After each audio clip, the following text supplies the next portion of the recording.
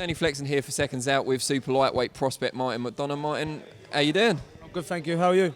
I'm good. We're here at the press conference, 2 days away now from your super lightweight eliminator for the Southern Area title against Daniel, and I want to get this right, luckily his name's behind you, Egbenike, fighting, as I say, eliminator for the British title. How much do you know about your opponent? I don't really know much about him, to tell the truth. I let my coach deal with that, and we know what we have to do to be victorious Friday night. And is this a venue, York Hall, just down the road from where we are now at Repton? Is it a venue that you know well? Yeah, it is. I boxed there a few times as an amateur, but as a professional, it's going to be an iconic night. Sold many tickets, bringing a big following with you? Yeah, I've sold a good few tickets, yeah. Be a good following.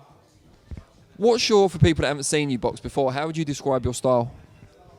My style, southpaw, slick southpaw, all good. Yeah, that's my style. Like a bit like Billy Joe Saunders. I try to base myself on like Billy Joe Saunders, Josh Taylor, all them type of fighters. Yeah, big shoes to fill, I would say. Egbenike is more of kind of a rough, tough sort of customer. Does that suit you? Do you like guys that come forward? Yeah, that's going to suit me very well, yeah. So, yeah, 100%. What are your kind of longer term ambitions? We've talked about this being an eliminator for the area title. Are you a traditionalist? Do you want to win kind of British, European, that sort of progression?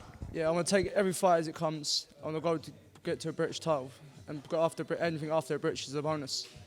Just tell us a bit about your background in the sport. Like, how old were you when you first got into it, and which amateur club did you represent, and so on?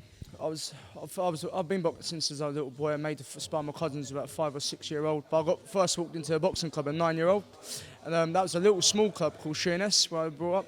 Had a few fights there, but it was only a club that could take you on progress so far. Only could take you so far, and I ended up moving up to Manchester when I was 17, and I boxed at Jimmy Egan's boxing club academy, and that was like where Tyson Fury come from, all the Burtons. I was training alongside McCauley McGowan, Kofi Yates, and I was boxing regularly up there, just constant boxing all the time.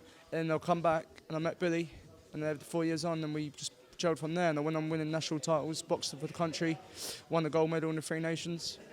And now you're based in your Isle of Sheppey? Yeah, my gym's based in Sittingbourne. Yeah.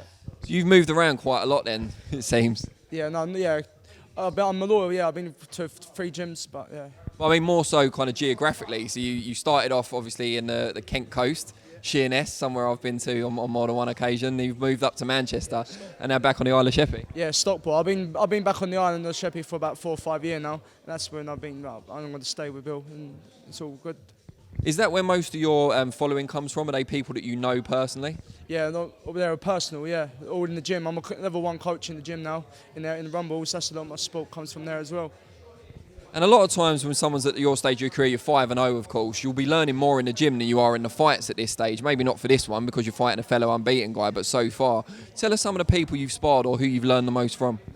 I've sparred top class. I've sparred Martin J. Ward, Tom Stalker, Stephen Smith, Sir Osgood. I've sparred top class fighters. Sir Osgood obviously on this bill as well, I believe. So you've sparred, who's not necessarily the best of you sparred, but who would you say you've learned the most from? You learn everything off all of them.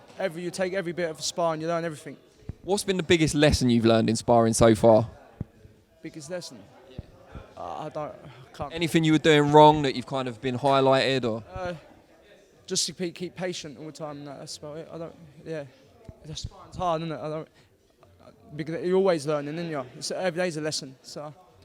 Yeah. All right. Well, we wish you the very best of luck on Friday night. We'll be tuning in, so we look forward to it.